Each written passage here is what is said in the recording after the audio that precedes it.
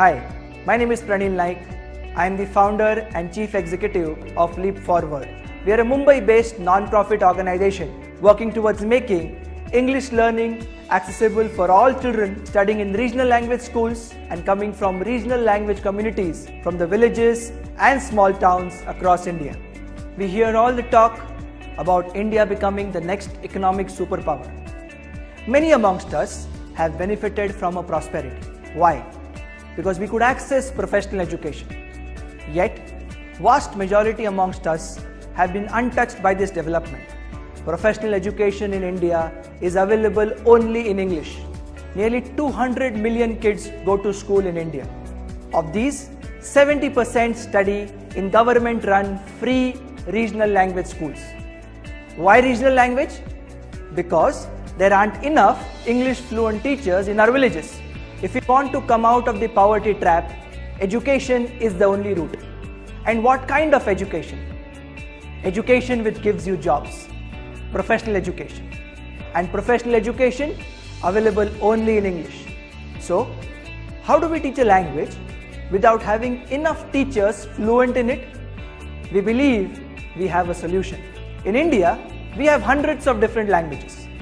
But the beauty is, almost all these languages originate from a single source called Sanskrit, which means while these languages differ from each other in their vocabulary, they are very similar in their grammar structures.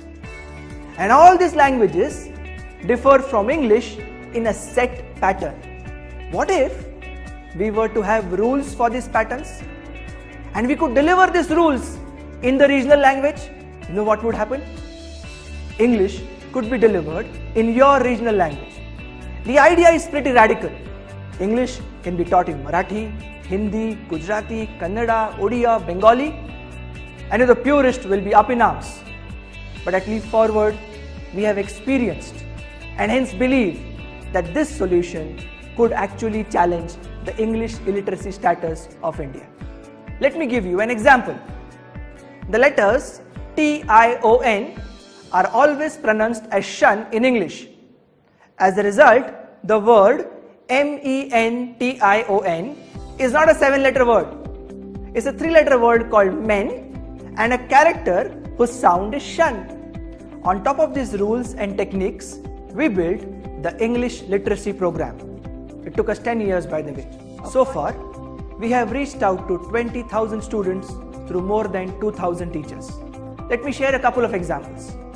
Joida, a tribal village in my state of Maharashtra, will become India's first English literate village by June 2019.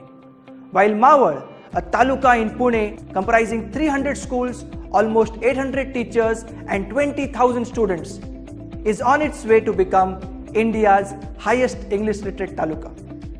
We at Leapforward are phenomenally proud of this achievement and in our hearts believe that we are on the right track to address the English learning challenge across the country. Our solution works. Inequality is already very stark in India, and lack of access to English is a major factor that keeps it that way.